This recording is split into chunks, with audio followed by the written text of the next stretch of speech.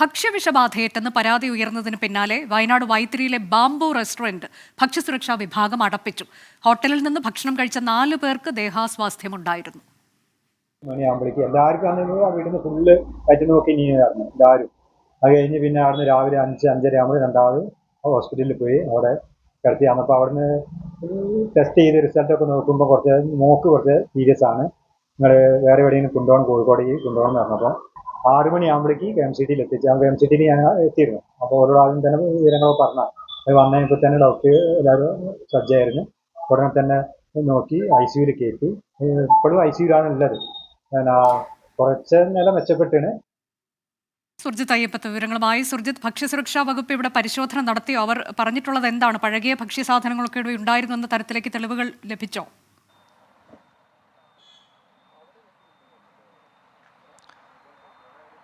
അനുജ, ഭക്ഷ്യസുരക്ഷാ വിഭാഗവും ഒപ്പം തന്നെ ആരോഗ്യ വിഭാഗവും ആണ് ഈ ഹോട്ടലിൽ പരിശോധന നടത്തിയത്. ബാംബു ഹോട്ടൽ ഈ വൈത്തിരിയിലെ ഒരു ഹോട്ടലാണ്. ചാത്തമംഗലം സ്വദേശികളായ മണ്ണിൽ കോവിലകത്ത് രാജേഷ്, ഭാര്യ ഷിംന, അവരുടെ 10 വയസ്സുള്ള മക്കളായിട്ടുള്ള ആരാധ്യ, ആദിത് എന്നിവർക്കാണ് ഭക്ഷ്യവിഷബാധ ഏറ്റത്. ഇന്ന് ഇപ്പോൾ KMCT ആശുപത്രിയിൽ ICUവിലാണ് ഈ ആരാധ്യ എന്ന് പറയുന്ന ഈ പെൺകുട്ടി ഉള്ളത്. ഈ ബുധനാഴ്ചയാണ് ഈ സംഭവം. ബുധനാഴ്ച ഉച്ചയ്ക്ക് ഈ ഹോട്ടലിൽ നിന്ന് ഭക്ഷണം കഴിച്ച ശേഷമാണ് ഇവർക്ക് ദേഹാസ്വാസ്ഥ്യം അനുഭവപ്പെട്ടത്. ഇതിനുശേഷം ഇവർ മീനങ്ങാടി ഭാഗത്തേക്കാണ് പോയിരുന്നത്.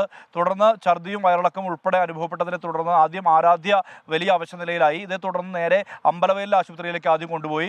അവിടെ നിന്നും അല്പം നില പ്രശ്നമായതിനാൽ തന്നെ അവിടെ നിന്നും കോഴിക്കോട്ടേക്ക് മാറ്റുകയായിരുന്നു. ഇതിനിടയിൽ ഇവർക്കും മറ്റുള്ളവർക്കും, അതായത് ഈ രാജേഷിനും ഒപ്പം തന്നെ ഷിംനയ്ക്കും ആദിത്യനും ഭക്ഷ്യവിഷബാധ ഉണ്ടായി. അതിൻ്റെ ലക്ഷണങ്ങൾ അവരും പ്രകടിപ്പിച്ചു തുടങ്ങി.